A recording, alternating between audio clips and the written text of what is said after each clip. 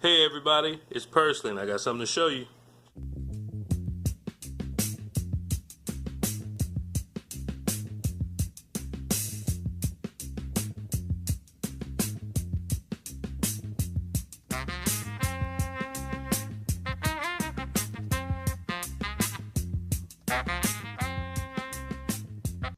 I wanted to give people an idea of the approach that I use to address problematic behaviors, addiction issues, things of that nature. When you're first exposed to a situation, typically how a person operates is that you have a thought, you have an emotion, and you have a behavior. Honestly, it is hard to have a genuine emotion about an experience the first time being exposed to it. You may have emotions about the engagement of fill in the blank, but it's not genuine because you haven't exactly experienced the situation yet. With that said, everyone starts off first time in a situation, thoughts, emotions, and behavior. Once this has taken place and they have consistently or consecutively or repeatedly gone through a circumstance or situation, there is an emotion that is attached to their experience. And after that emotion, then you have a thought in regards to how I'm going to navigate through this dynamic. And of course, then comes your behavior or your actions. So in the second part, second stage, phase, whatever you like to call it, you have emotions, thoughts, and behavior. Now, this is considered healthy processing. Okay. When we get to a place that we're having problematic behaviors, the process that takes place is a person will have an emotion. They will act out or behave in such a way because they have consistently, consecutively, repeatedly done whatever the action is. But, and it's not necessarily impulsive or instinctive, but it happens in such a way that a negative consequence takes place based on the lack of uh, thinking or processing how to execute your action. And people start to process how this happened, what took place.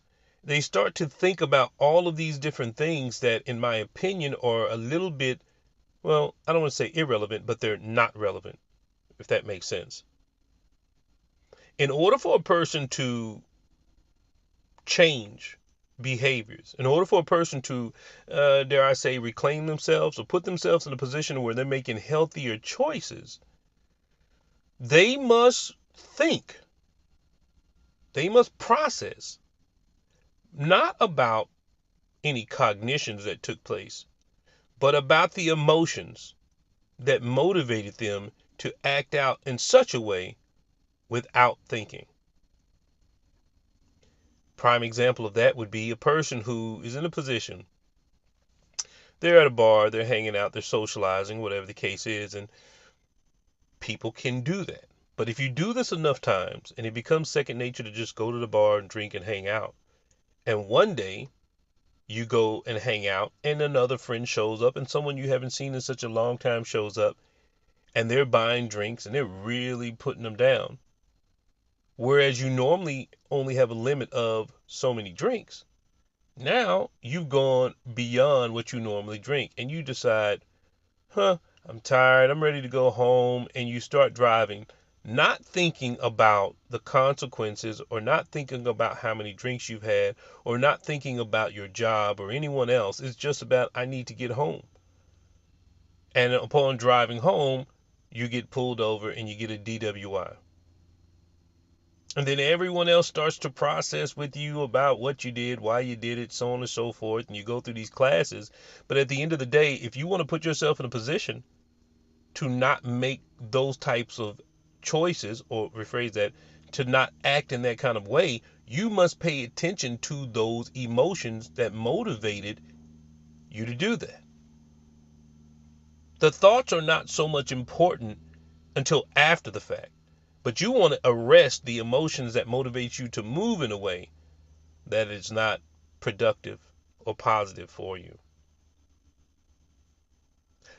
With that said, that is the gist of my approach. And the therapist, their job is to extrapolate from this person the genuine emotion that they felt based on this dynamic, their experience.